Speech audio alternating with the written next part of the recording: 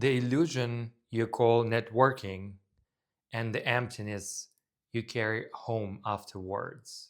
Listen, close your eyes for a moment and see it clearly.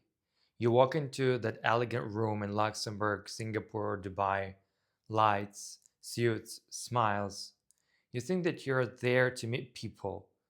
No, you are there because the fear of becoming irrelevant is sitting on your chest like a stone.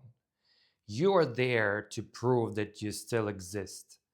And there is the truth nobody says. Every single person in that room is carrying the exact same weight. Everyone. The founder, the CEO, the expert, the global leader.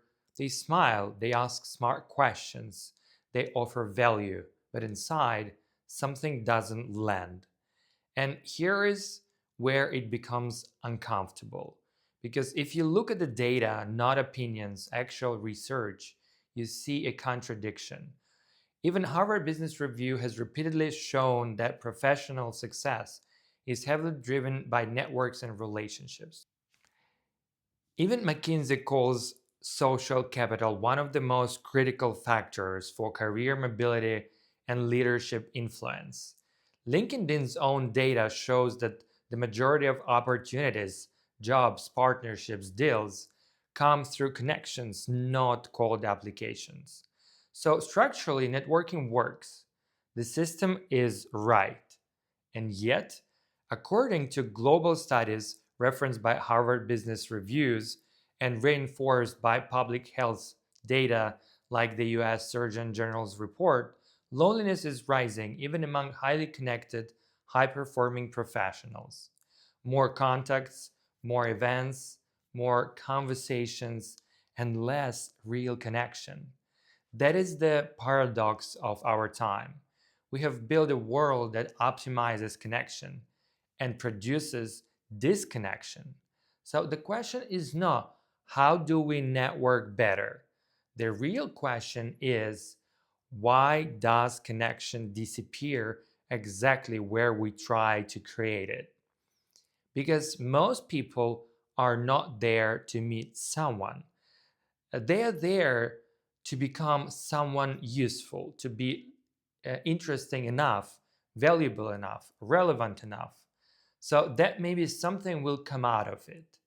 And the moment this happens, something subtle breaks. Because connection does not happen where you try to be useful. It happens where you try to genuinely interested. And there is a deeper problem. Most people no longer know what they are truly interested in. They learn how to read the room, how to adapt, how to stay, how to say the right things. But they lost the ability to feel. Do I actually care about this person?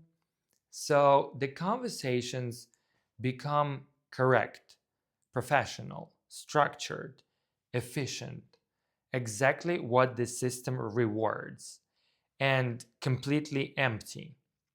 Two roles speaking to each other, two functions interacting.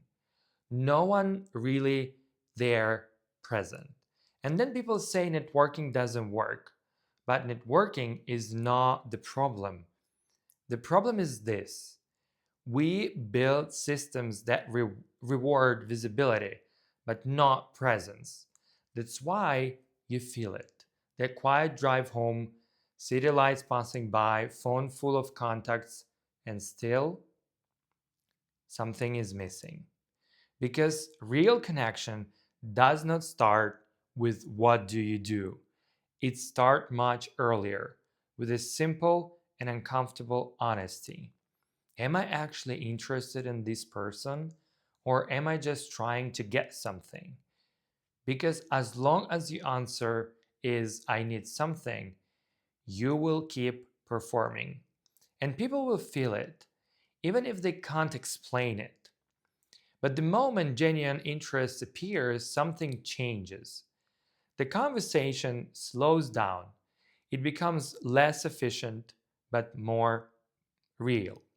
And suddenly, you're not trying to create an outcome anymore. You're just there, present. And ironically, that is the only place where real opportunities ever begin.